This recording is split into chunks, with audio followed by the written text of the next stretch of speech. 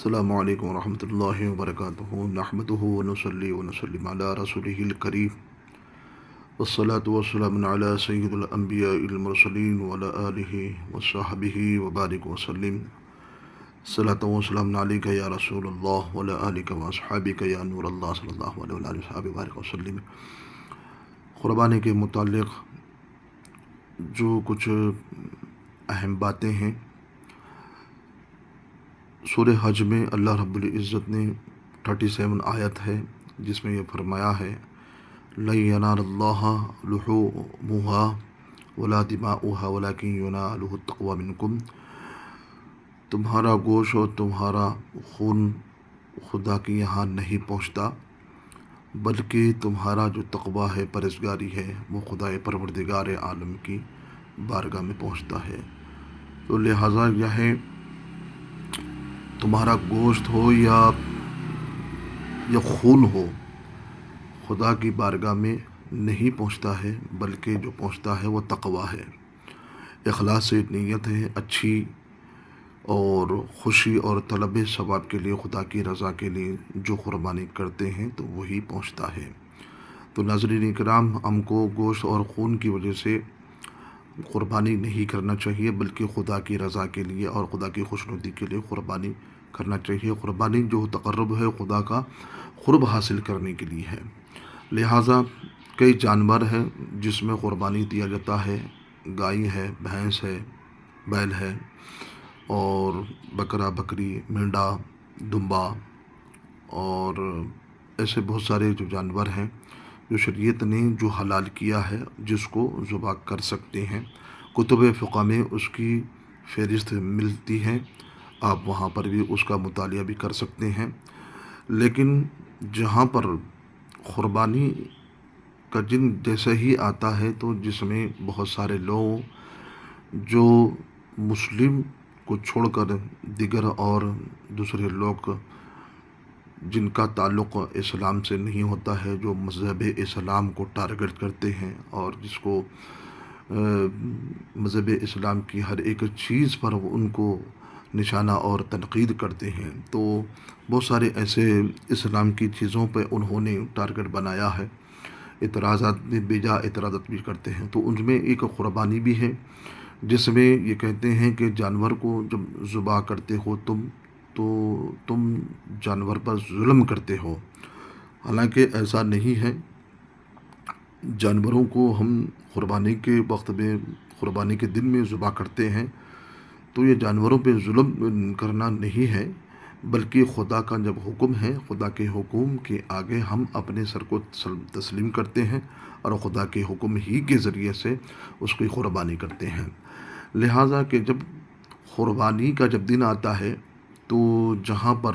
آج کل جو جانور لائے جاتے ہیں، جیسا کہ گائے ہے، بیل ہے، اور اسی پر بہت زیادہ زور دیا جاتا ہے کہ گائے کیوں کاٹتے ہو، یہ ہماری ایک سماج میں، ہمارے مذہب میں گائے کو ہم پوجتے ہیں، اس کی پرستش کرتے ہیں۔ لیکن یاد رکھیے کہ جو آج اعتراض کر رہے ہیں کہ گائے کو ذبح کرنے پر اعتراض کیا جا رہا ہے، حالانکہ اگر یہ لوگ ہندو مذہب کی جو کتابوں کا اگر مطالعہ کریں گے، ہندو مذہب کی کتابوں کا جو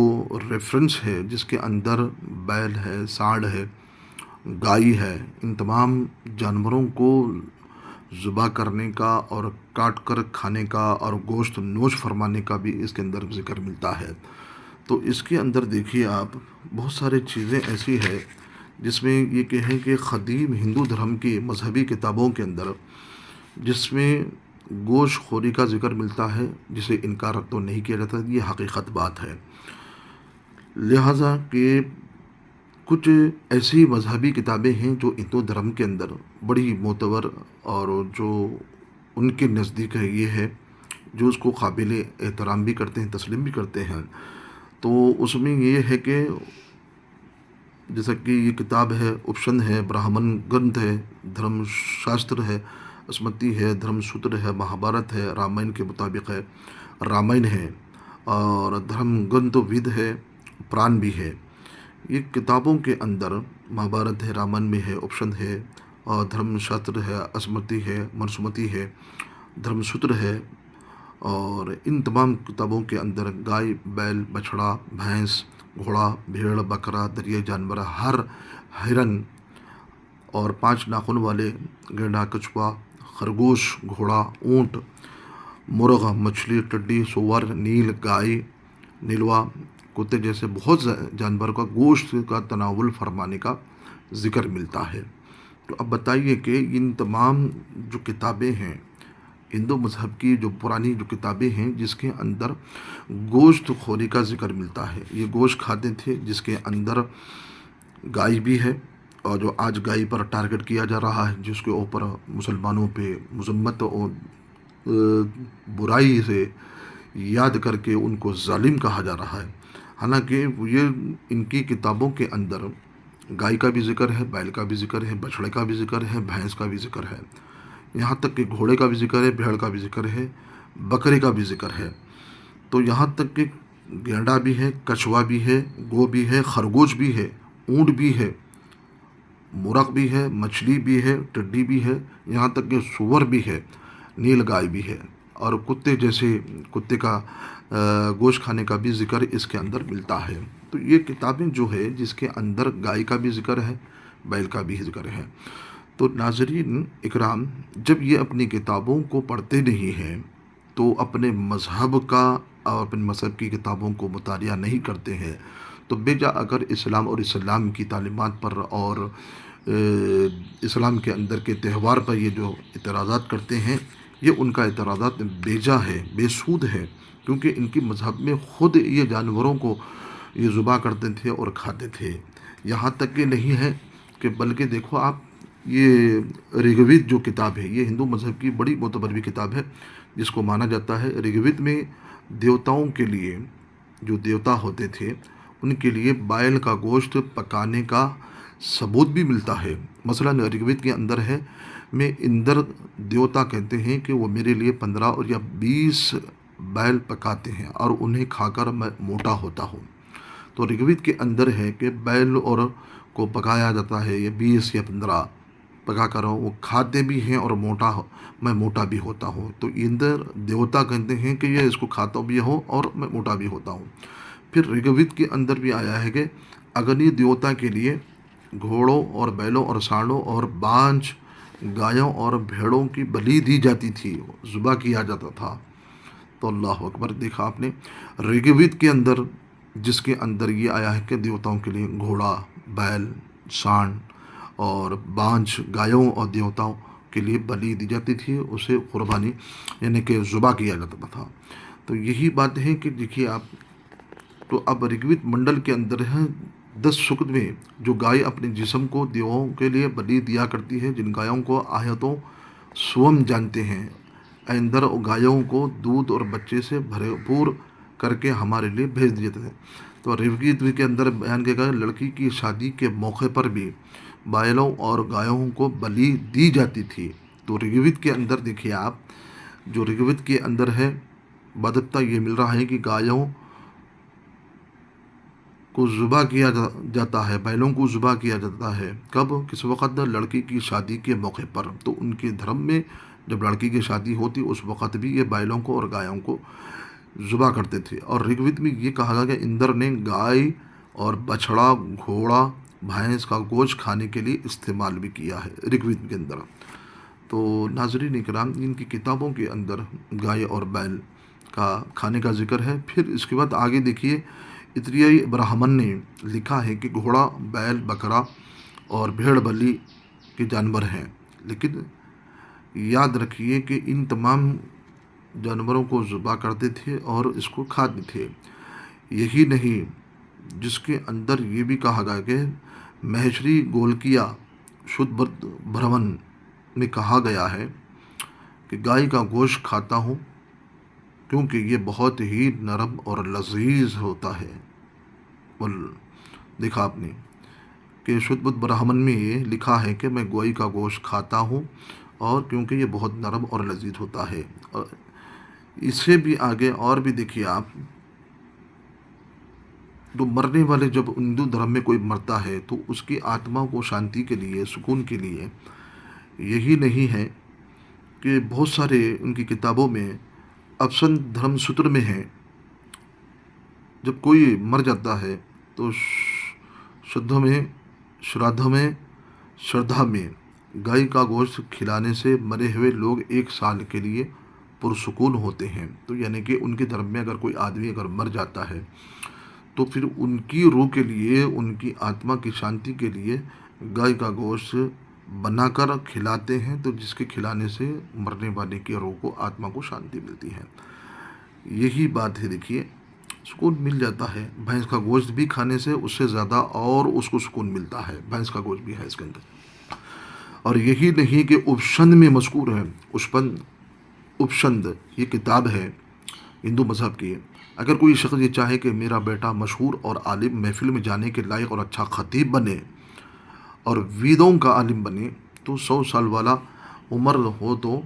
اس کو چاہیے کہ دونوں میاں بیوی بیل یا سانڈ کا گوشت چاول پکا کر گھی بھی ملا کر کھائے۔ تو اب یہاں پر بیٹا، ہندو دھرم کی کتاب میں یہ لکھا جا رہا ہے کہ اگر بیٹا اگر عالم بنے، لائق تعظیم بنے، اچھا خطیب بنے، لوگ اس کی تعظیم کر رہے، تو اس کو کیا کرنا چاہیے؟ ایک فارمولہ دے رہے ہیں، بتا رہے ہیں کہ دیکھو کہ وہ بیل یا سانڈ کے گوشت پکا کر چاول میں گھی کے ساتھ ملا کر کھانے سے وہ عالم بھی بنتا ہے، اچھا خطیب بھی بنتا ہے، محفل میں جانے کے بعد بھی وہ لوگ اس کی تعظیم کے قابل بھی ہوتا ہے۔ یہ تمام حوالے پیش کرنے کے بعد یہ کتابوں کے اندر بیل اور سانڈ، گھائی، بچھڑا، ان کا ذکر ملتا ہے، تو پھر یہ اسلام پر اعتراض کرنا یہ بیجا ہے، تو پھر اس سے کوئی حاصل نہیں ہو سکتا، یہ سوائے دشمنی اور حسد ہے۔ کیوں؟ اگر مذہبی کتابوں کو اگر پڑھتے تو اس کے اندر آپ کو خود آپ کا آئینہ دکھ جاتا ہے۔ تو اس لیے کہ اپنی کتابوں، اپنی مذہب کی کتابوں کو پڑھنا چاہیے ان کے، تو اس میں معلوم ہوتا ہے۔ اور یہی نہیں کہ گوشت کی، یہ لوگ جب ذبح کرتے ہیں جانوروں کو تو ذبح کرنے کے بعد بھی گوشت کی تقسیم بھی کرتے تھے، کون کون سے دیوتاؤں کے لیے یہ تقسیم کرتے تھے، کون سے دیوتا کے لیے یہ گوشت پیش کرتے تھے، یہ سب کا پورا ذکر اس کے اندر یجروید میں بھی لکھا ہے۔ اس منتر میں گوشت کی تقسیم کا اصول کا بیان بھی کیا گیا ہے۔ یہ تمام چیزیں اس کے اندر ہے۔ اور گوشت کا ذکر جو ہے، اب یاد رکھیے کہ اس کے اندر بلکہ شانتی پورو میں راجا رتنی دیو کے ذریعے کچھ موقع پر 20,100 گائے، دروڑ پرو میں 21,000 گائے ذبح کرنے کا ثبوت ملتا ہے۔ راجا رتنی دیو کے ذریعے تو 20,100 گائے یا 21,000 گائے ذبح کرنے کا ثبوت ملتا ہے۔ تو اب بتائیے، یہ کتابیں ان کی ہیں۔ اور پالمیکی رامائن میں لکھا ہے کہ گوشت خوری کا ذکر بھی ملتا ہے۔ پالمیکی رامائن میں رام چندر جی کا کہنا ہے کہ جانوروں کا شکار کرنا، ان کا گوشت کھانا پاپ نہیں ہے۔ رام چندر جی کا کہنا یہ ہے کہ جانوروں کا شکار کرنا، ان کا گوشت کھانا کوئی پاپ نہیں ہے۔ اور آج کل جو پاپ سمجھا جا رہا ہے، مسلمان کو ظالم کہا جا رہا ہے، پھر ان کو جو سو کس رہے ہیں، ان کی برائی کر رہے ہیں، اسلام پہ بے جا اعتراض کر رہے ہیں۔ ناظرین اکرام، جب یہ تم جس مذہب میں جس دیوتاؤں کو مانتے ہیں، وہ دیوتا خود کہتے ہیں کہ جب اس کا جانوروں کا شکار کرنا، پھر ان کا گوشت کھانے سے انسان پاپ نہیں ہوتا، گناہگار نہیں ہوتا ہے۔ یہاں تک کہ رام چندر جی نے بھی شکار بھی کیا ہے، طاقتور، بڑے نیک، بڑے طاقتور تھے رام چندر جی، اور موٹے موٹے بڑے بڑے ہرنوں کو انہوں نے مارا اور اس کا گوشت چھڑایا اور اس گوشت کے پنڈی بنایا، اور پنڈوں کو مرے ہوئے چٹانوں پر پرندوں کا آتما شانتی کے لیے خوبصورت ہریالی میں بکھیر دیا ہے۔ اس کو شکار کیا، پھر اس کے بعد وہ پکایا، پھر اس کے بعد مرے ہوئے لوگوں کے لیے آتما شانتی کے لیے پھر بکھیر دیا وہ جنگل کے اندر۔ تو ہرنوں کو شکار کرتے، پھر اس کا گوشت بناتے، اس کا پکاتے تھے۔ تو لہٰذا کہ مذہبی کتابوں میں یہ تمام چیزیں اس کے اندر ہے۔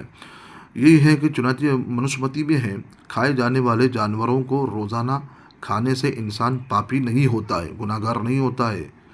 کیونکہ ایشور ہی نے یعنی کہ خدا ہی نے حکم دیا ہے کھائے جانے والے جانور کھائے جائے، کھانے کے لیے بنایا گیا ہے، جو جانور کھانے کے لیے بنایا گیا ہے ان جانوروں کو کھانا چاہیے، کیونکہ روزانہ جانور کھانے سے انسان پاپ نہیں ہوتا، گناہ گار نہیں ہوتا ہے۔ تو اب یہ منسومتی میں یہ کہا جا رہا ہے کہ جانور جو ہوتے ہیں تو کھانے سے انسان پاپ نہیں ہوتا، گناہ گار نہیں ہوتا، کیونکہ ایشور ہی نے، خدا ہی نے ان جانوروں کو بنائے ہیں، کھانے کے لیے ہے۔ تو ناظرین اکرام، یہ تمام چیزیں ہیں جس کے اندر یہ کہا جا رہا ہے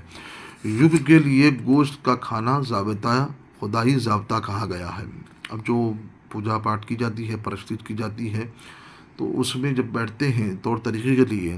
تو گوشت کھانا خدائی ضابطہ ہے، کہا گیا کہ بغیر یگ کے گوشت کھانا شیطانی طریقہ ہے، خرید کر ہو یا خود باقاعدہ کر کے یا کسی کو لا کر دے، یا گوشت دیوتاؤں اور آبا و اجداد کو دے کر باقی بچا ہوا گوشت کھائے تو گناہ نہیں ہے۔ تو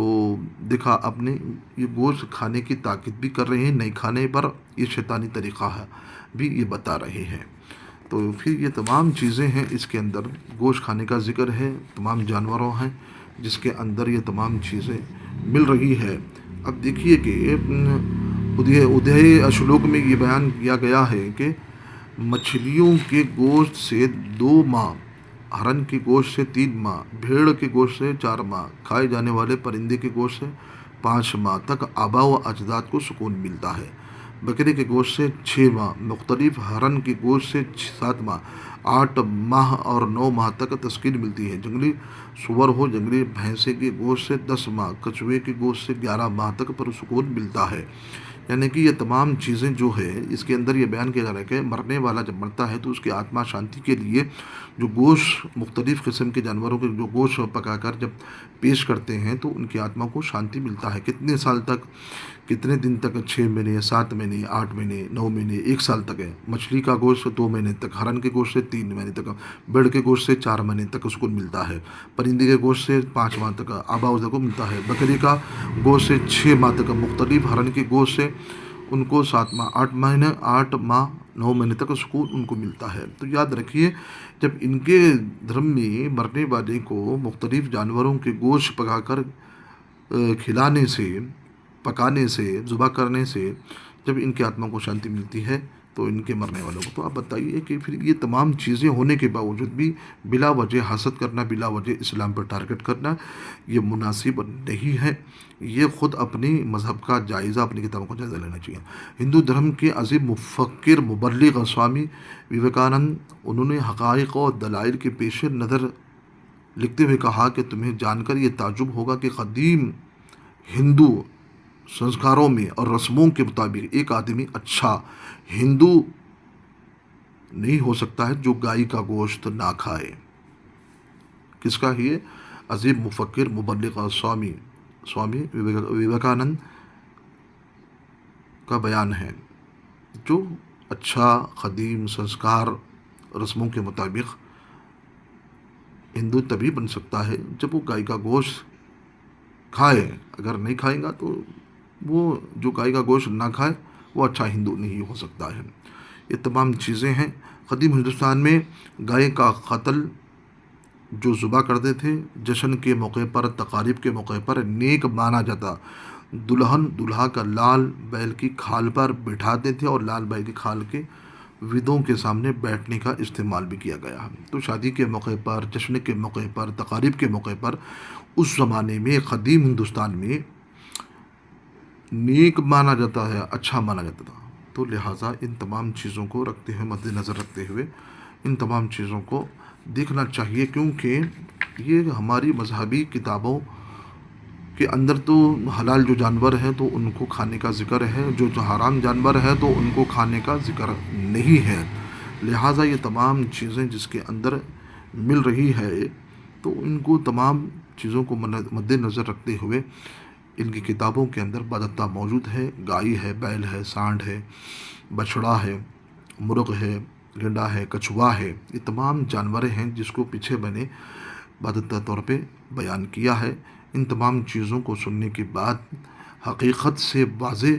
ہونے کے باوجود بھی اپنے آپ کو سوچئے کہ ہم کس طرف جا رہے ہیں، کہاں جا رہے ہیں، کہ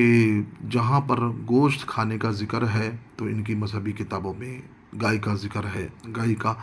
ذبح کرنے کا ذکر ہے، تقریب اور جشن کے موقع پر ذبح کرنے کا موقع